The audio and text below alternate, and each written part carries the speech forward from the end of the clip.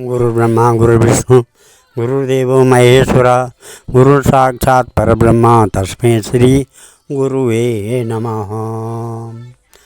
ओम आदो देवकी देवगर्भजननं गोपीगिरिवर्धनं मायापूतनजीवतापहरणं गोवर्धनो धारणं कंसच्छेदनकौरवादिहननं कुन्तीसुता पालनम् एतत् श्रीमद्भागवतं पुराणकथितं श्रीकृष्णलीलामृतम् निगमकल्पतरोर्गलितं फलं शुकमुखाद्रवमृतसंयुतं पिबत भागवतं रसमालयं मुहुरहो रसिका भुवि भावका। भगवान श्री कृष्णचंद्र नारायण जी के चरण कमलों में नतमस्तक होकर के, गुरु महाराज जी के चरण कमलों में नतमस्तक होकर के हम ये श्रीमद् भागवत महापुराण पंचम स्कंद के 11वें अध्याय को पढ़ने जा रहे हैं, जिसमें राजा रघुगण को भरत जी का उपदेश। ब्राह्मण वाचा अकोविद वादवादान् बदस्यतो नीतविदं वरिष्ठा न सूरयो हि व्यवहारमेनं तत्त्वमसर्षेण सह मनन्ति तथैव राजानुरुगार्हमेधा वित्तान् विद्योर्विजृम्भतेषु न भेदवादेषु हि तत्त्ववादा प्रायेण शुद्धो न चकास्ति साधु न तस्य तत्त्वग्रहणाद् साक्षात् वरीयसेरपि वाचा समासन् स्वप्ने निरुक्त्वा गृहमेधि सौख्यं न यस्य हेमानुमितं स्वयं स्यात् यावन्मनोरजसा पुरुषस्य सत्त्वेन वा तमसा वानुरुद्धं चेतो विराकोति विरातनोति निरङ्कुशं कुशलं चेतरं वा सवासनात्मा विषयो पराक्तो गुणप्रभावो विकृतः खोडसात्मा बिभ्रत्पृथङ्गनाम विरूपभेदम् अनन्तबर्हिष्टं च पुरेस्तनोति। 11वें अध्याय में जड़ भरत ने कहा, राजन, तुम अज्ञानी होने पर भी पंडितों के समान ऊपर की तर्क वितर्क युक्त बात कर रहे हो, इसलिए श्रेष्ठ ज्ञानियों में तुम्हारी गणना नहीं हो सकती। तत्वज्ञानी पुरुष इस अविचार सिद्ध स्वामी सेवक आदि व्यवहार को तत्व विचार के समय सत्य रूप से स्वीकार नहीं करते, क्यों लौकिक व्यवहार के समान ही वैदिक व्यवहार भी सत्य नहीं है, क्योंकि वेद वाक्य भी अधिकतर गृहस्थ जनोचित यज्ञ विधि के विस्तार में ही व्यस्त हैं।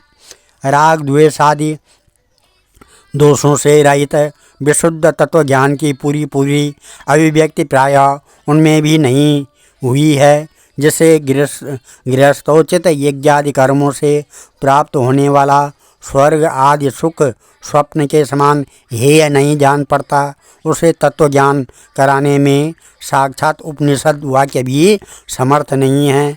जब तक मनुष्य का मन सत्व रज अथवा तमो गुण के वशीभूत रहता है, तब तक वह बिना किसी अंकुश के उसकी ज्ञानेंद्रिय और कर्मेंद्रियों से शुभ और अशुभ कर्म करता रहता है।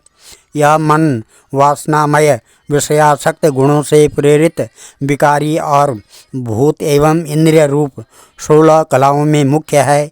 यही भिन्न भिन्न नामों से देवता और मनुष्य आदि रूप धारण करके शरीर रूप उपाधियों के भेद से जीव की उत्तमता और अधमता का कारण होता है।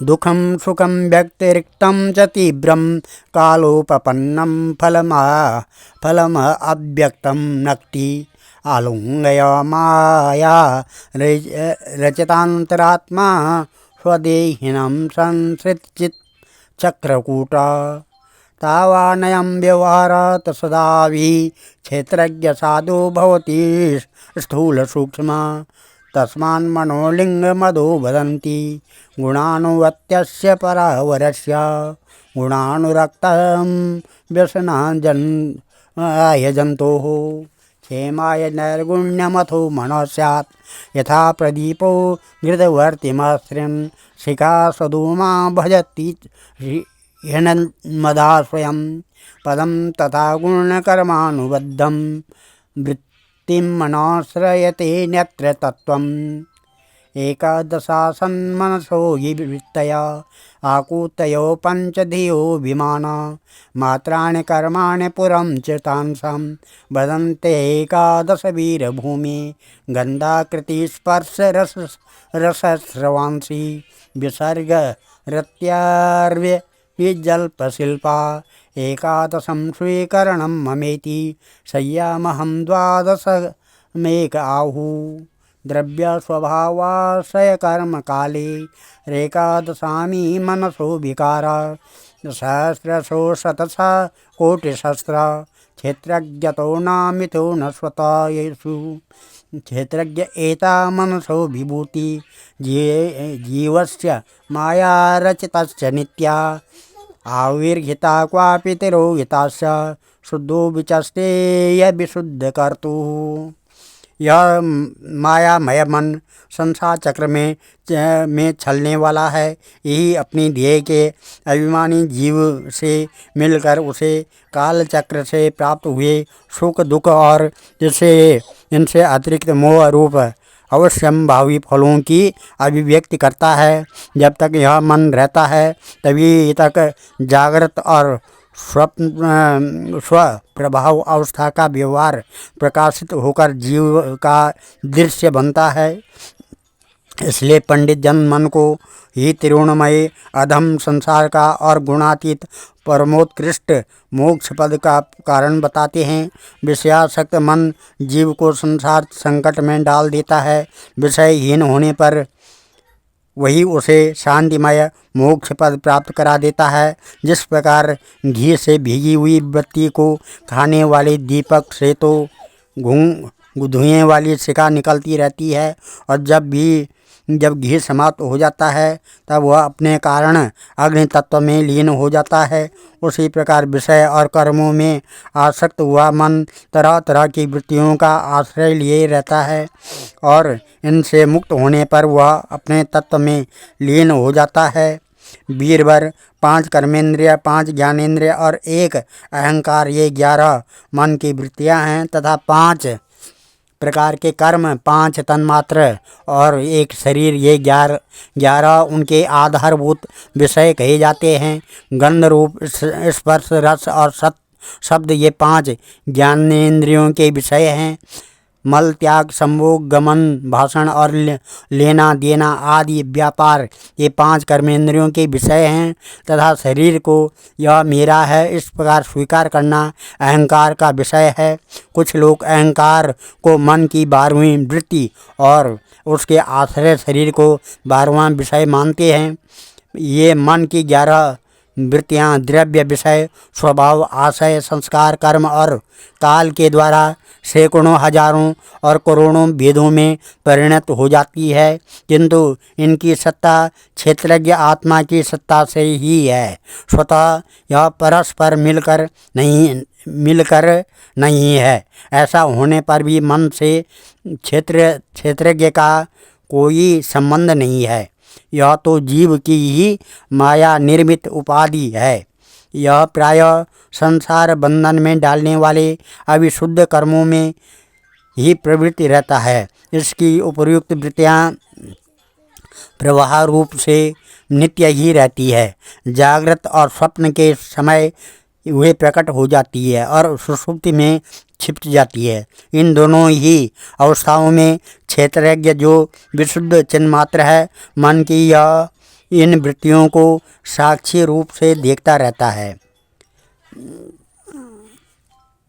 क्षेत्रज्ञ आत्मा पुरुष पुराण साक्षात् स्वयं ज्योतिरज परेश नारायणो भगवान् वासुदेव समायया आत्मन्यवदीयमान यथा नीलस्थावरजङ्गमानाम् आत्मा स्वरूपेण निविष्टयेत् एवं परो भगवान् वासुदेव क्षेत्रज्ञ आत्मा दमनु प्रविष्ट न यावदेतं तदनुनरेन्द्र विदूयमायं वयनोदयेन विमुक्तसङ्गो जितखट्सपत्नो वेदात्मतत्त्वं भ्रमति यतावत् न यावदेतन्मन आत्मलिङ्गं संसारतापवपनं जनस्य यक्षोकमोहमयरागलोभ वैरानुबन्धं ममता विदत्ति भ्राताभिमेनं तदब्रवीर मुपेक्षयाधेदितमप्रमत्ता गुरुर्हरे चरणो पाशनास्त्रो जहि व्यलीकं स्वय आत्ममोषम। यह क्षेत्रज्ञ परमात्मा सर्वव्यापक जगत का आदि कारण परिपूर्ण उपरोक्त स्वयं प्रकाश अजन्मा ब्रह्मादिका भी नियंता और अपने अधीन रहने वाली माया के द्वारा सबके अंतःकरण में रहकर जीवों को प्रेरित करने वाला समस्त भूतों का आश्रय रूप भगवान वासुदेव है। जिस प्रकार वायु संपूर्ण स्थावर जंगम प्राणियों में प्राण रूप से प्रविष्ट होकर उन्हें प्रेरित करती है, उसी प्रकार वह परमेश्वर भगवान वासुदेव सर्वसाक्षी आत्मस्वरूप से इस संपूर्ण प्रपंच में ओतप्रोत है। राजन, जब तक मनुष्य ज्ञानोदय के द्वारा इस माया का तिरस्कार कर सबकी आसक्ति छोड़कर तथा काम क्रोध आदि 6 शत्रुओं को जीतकर आत्म तत्व को नहीं जान लेता, जब तक वह आत्मा के उपाधि रूप मन को संसार दुख का क्षेत्र नहीं समझता, तब तक वह इस लोक में यूं ही भटकता रहता है, क्योंकि यह चित्त उसके शोक मोह रोग राग लोभ और वह आदि के संस्कार तथा ममता की वृद्धि करता रहता है। यह मन ही तुम्हारा बड़ा बलवान शत्रु है। तुम्हारी उपेक्षा करने से इसकी शक्ति और भी बढ़ गई है। यह यद्यपि स्वयं तो सर्वथा मिथ्या है, तथापि इसने तुम्हारे आत्मस्वरूप को आच्छादित कर रखा है। इसलिए तुम सावधान होकर श्री गुरु और हरि के चरणों की उपासना के अस्त्र से मार डालो। ओम नमः। अब 12वें अध्याय में रघुगण का प्रश्न और भरत जी का समाधान के बारे में कहा गया है। ओम रघुगण उवाच नमो नमः कारण विग्रहाय स्वरूप तुच्छीकृत विग्रहाय नमो वधूत द्विज बंधुलिंग निगूढ़ नित्यानुभवाय तुभ्यं जुरामयार्तस्य यथा गदं सत् निदागदग्धस्य यथा हिमाम्ब कुदेहमाना हि विदृष्टदृष्टिर्ब्रह्मन् वचस्ते मृत औषधं मे तस्मात् भवन्तं मम संशयार्थं प्रवक्ष्यामि पश्चादुना सुबोधम्।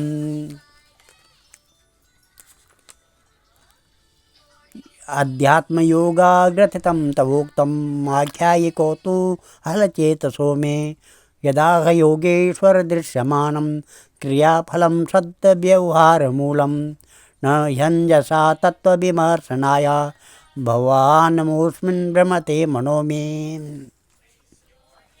12वें अध्याय में राजा रघुवर्ण ने कहा, भगवान मैं आपको नमस्कार करता हूँ। आपने जगत का उद्धार करने के लिए ही यह देह धारण की है। योगेश्वर, आपने परमानंदमय स्वरूप का अनुभव करके आप इस स्थूल शरीर से उदासीन हो गए हैं तथा एक जड़ ब्राह्मण के भेष से अपने नित्य ज्ञानमय स्वरूप को जनसाधारण की दृष्टि से ओझल किए हुए है। मैं आपको बार बार नमस्कार करता हूँ। ब्राह्मण जिस प्रकार ज्वर से पीड़ित रोगी के लिए मीठी औषधि और धूप से तपे हुए पुरुष के लिए शीतल जल और अमृत तुल्य होता है, उसी प्रकार मेरे लिए जिसकी विवेक बुद्धि को देह अभिमान रूप विषैले सर्प ने डस लिया है। आपके वचन अमृतमय औषधि के समान हैं। देव, मैं आपसे अपने संशयों की निवृत्ति तो पीछे कराऊंगा। पहले तो इस समय आपने जो अध्यात्म योगमय उपदेश दिया है उसी को सरल करके समझाए। उसे समझाने की मुझे बड़ी उत्कंठा है। योगेश्वर, आपने जो यह कहा कि बाहर उठाने की क्रिया तथा उससे भी श्रम रूप फल होता है, वे दोनों ही प्रत्यक्ष होने पर भी केवल व्यवहार मूलक ही हैं, वास्तव में सत्य नहीं है। वे तत्व विचार के सामने कुछ भी नहीं ठहरते। सो विषय में मेरा मन चक्कर खा रहा है। आपके इस कथन का मर्म मेरी समझ में नहीं आ रहे हैं। ब्राह्मण वाचा अयम जनो नाम चलन पृथिव्यां य पार्थिवं पार्थिव कथयेतु तस्यापि चांघ्रे योरधिगुल्फजंगा जानूर्मध्योर्सरोधरासा अंसेदि दार्वी शिविका च यस्यां सौवीरराजेत्यपदेश आस्ते यस्मिन् भवान् रूढनिजाभिमानो राजास्मे सिन्धुश्रुतिदुर्मदान्धः शोचानि मास्तात्वम् अधिकष्टदीनान् विष्टा निगृह्षा निरनुग्रहोऽसि जनस्य गुप्तासि विकथ्यमानो न शोभसे वृद्धसभासु दृष्टा यदा चितावेव चराचरस्य विदामनिष्टं प्रभवं च नित्यं तन्नामतोऽन्यत् व्यवहारमूलं निरूप्यतां सत्क्रियमयानुमेयं निरुक्तं क्षितिशब्दवृत्तं सन्निधानात् परमाणवो ये अविद्यया मनसो कल्पितास्ते येषां समूहेन कृतो विशेषा एवं कृशं स्थूलमणुर्विद्यत् असत्य सञ्जीवमजीवमन्यत् द्रव्यस्वभावाशयकालकर्मा नाम्नाब्जया वेहि कृतं द्वितीयं ज्ञानं विशुद्धं परमार्थमेकम् अनन्तरं त्वद्वै ब्रह्म सत्यं प्रत्यक् प्रशान्ता बहुवच्च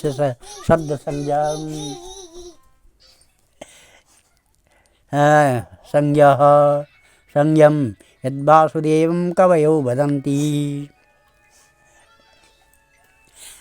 जड़ भरत ने कहा, पृथ्वीपते, यह देह पृथ्वी का विकार है। पाषाण आदि से इसका क्या भेद है? जब यह किसी कारण से पृथ्वी पर चलने लगता है तब इसके भारवाही आदि नाम पड़ जाते हैं। इसके दो चरण हैं, उनके ऊपर क्रमशः टखने, पिंडली, घुटने, जांग, कमर, वक्षस्थल, गर्दन और कंधे आदि अंग हैं।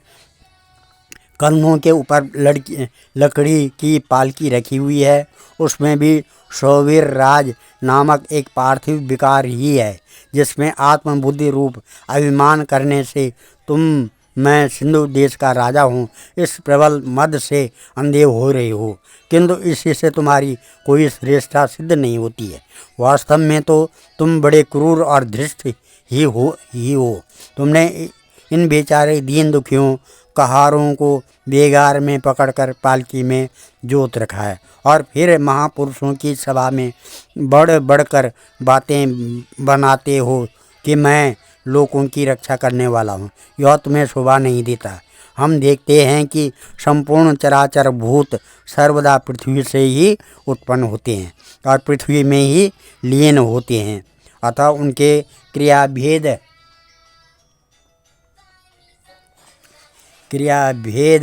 कारण जो अलग अलग नाम पड़ गए हैं, बताओ तो उनके सिवा व्यवहार का और क्या मूल है?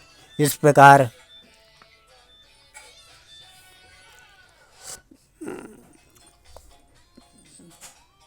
अविद्या मनसा एवं नियुक्ता छित शब्द वृत्तम मत्सानिदानम पराणवो ये अविद्यया मनसा कल्पिता से येषां समूहेन कृता विशेष।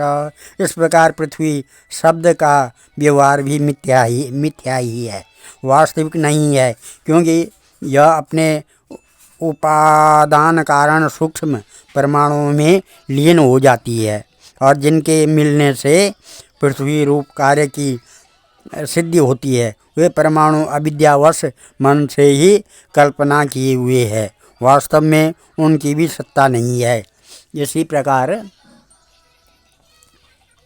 एवं कृशं स्थूलमणुबृहद्यत् असत्य सज्जीव मजीव मन्यत् द्रव्या स्वभावाशय काल कर्म नाब्राजवो हि कृतं द्वितीयं ज्ञानं विशुद्धं परमार्थमेकम् अनन्तरं त्वद्बहिर्ब्रह्म सत्यं प्रत्यक्ष प्रशान्तं भगवत् शब्दसंज्ञं यद्वासुदेवं कवयो वदन्ति रहुगणेत तपसा न जयाति न चेत्यया निर्वपणाद्या न छन्दसा नैव जलाग्निसूर्योर् विना महत्पादरजोऽभिषेकम् यत्र उत्तमश्लोकगुणानुवाद प्रस्तूयते ग्राम्यकथाभिघाता निसेव्यमाणोऽनुदिनं मुमुक्षुर्मतिं सतिं यच्छति वासुदेवे। अहं पुरा भरतो नाम राजा विमुक्तदृष्टा सुतसङ्गबन्ध आराधनं भगवता ईयमान मृगो भवं मृगसंहार्थतार्थ सामं स्मृतिर्मृगदेहेऽपि वीर कृष्णार्चनं प्रभवानुजयति अतो अहं जनसंगादसंगो विशङ्कमानो विवृतश्चरामि तस्मान्नरो संगसुसंगजाता ज्ञानास्नेहेव विवृक्नमोह हरिं तदिह कथनश्रुताभ्यां लब्धस्मृतियात्यातिते परारमध्वन्। इसी प्रकार और भी जो कुछ पतला मोटा छोटा बड़ा कार्य कारण तथा चेतन और अचेतन आदि गुणों से युक्त द्वैत प्रपंच है, उसे भी द्रव्य स्वभाव आशय काल और कर्म आदि नामों वाली भगवान की माया का ही कार्य समझो। विशुद्ध परमार्थ रूप अद्वितीय तथा भीतर बाहर के भेद से रहित परिपूर्ण ज्ञान ही सत्य वस्तु है। वह सर्वांतवर्ती और सर्वथा निर्विकार है, उसी का नाम भगवान है और उसी को पंडित जन वासुदेव कहते हैं। रहुगण महापुरुषों के चरणों की धूल से अपने को नहलाए बिना केवल तप यज्ञ आदि वैदिक कर्म अन्नादि के दान अतिथि सेवा दीन सेवा आदि गृहस्थ उचित धर्मानुष्ठान वेदा अध्ययन अथवा जल अग्नि या सूर्य की उपासना आदि किसी भी साधन से यह परात्म ज्ञान प्राप्त नहीं हो सकता। इसका कारण यह है कि महापुरुषों के समाज में सदा पवित्र कीर्ति श्री हरि के गुणों की चर्चा होती रहती है, जिससे विषय वार्ता तो पास ही नहीं फड़कने पाती और जब भगवत कथा का नित्य प्रति सेवन किया जाता है तब वह मोक्ष कांक्षी पुरुष की शुद्ध बुद्धि को भगवान वासुदेव में ही लगा देती है। पूर्व जन्म में मैं भरत नाम का राजा था। ऐहिक और पारलौकिक दोनों प्रकार के विषयों से विरक्त होकर भगवान की आराधना में ही लगा रहता था, तो भी एक मृग में आसक्ति हो जाने से मुझे परमार्थ से भ्रष्ट होकर अगले जन्म में मृग बनना पड़ा। किंतु भगवान श्री कृष्ण की आराधना के प्रभाव से वह मृग योनि में भी मेरी पूर्व जन्म की स्मृति लुप्त नहीं हुई। इसी से अब मैं जन संसर्ग से डर कर सर्वदा असंग भाव से गुप्त रूप से ही विचरता रहता हूँ। सारांश यह है कि विरक्त महापुरुषों के सत्संग से प्राप्त ज्ञान रूप खड्ग के द्वारा मनुष्य को इस लोक में ही अपने मोह बंधन को काट डालना चाहिए। फिर श्री हरि की लीलाओं के कथन और श्रवण से भगवत स्मृति बनी रहने के कारण यह सुगमता से ही संसार मार्ग को पार करके भगवान को प्राप्त कर सकता है। आज हम इन अध्यायों को यहीं पर समाप्त करते हैं और कथा को यहाँ पर विराम देते हैं। कल 13वां अध्याय पढ़ेंगे जिसमें भवाटवी का वर्णन और रहुगण का संशयनाश ये कथा का प्रसंग चलेगा।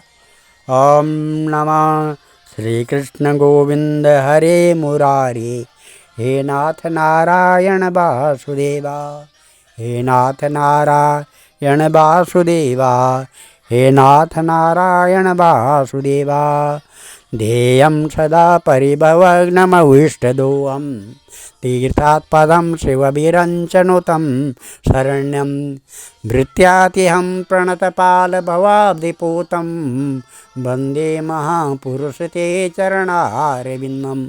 मङ्गलं भगवान् विष्णु मङ्गलं गरुडध्वजा, मंगलम पुंडरीकाक्षा मंगलायतनो हरि, मंगलम भगवान शंभु मंगलम वृषभध्वजा, मंगलम पार्वतीनाथ मंगलाय शिव शंकर। सर्वमंगल मांगल्ये शिवे सर्वार्थसाधिके, शरणे त्र्यंबके गौरी नारायणी नमस्तुते। अन्नपूर्णे सदापूर्णे शंकर प्राणवल्लभे, ज्ञान सौभाग्य सिद्ध्यार्थं भिक्षां देहि च पार्वती। या श्री स्वयं सुकृतना भुवनेश्वर लक्ष्मीं, पापात्मनां कृतदयां हृदय सुबुद्धि, सरदा सतां कुलजन प्रभुवर्ष लज्जा, तात्वां नतास्म परिपालय देवी विश्वं। सर्वे भवन्तु सुखिनः, सर्वे सन्तु निरामया, सर्वे भद्राणि पश्यन्तु, मां कश्चित् दुःखभाग् भवेत्। धन्यवाद।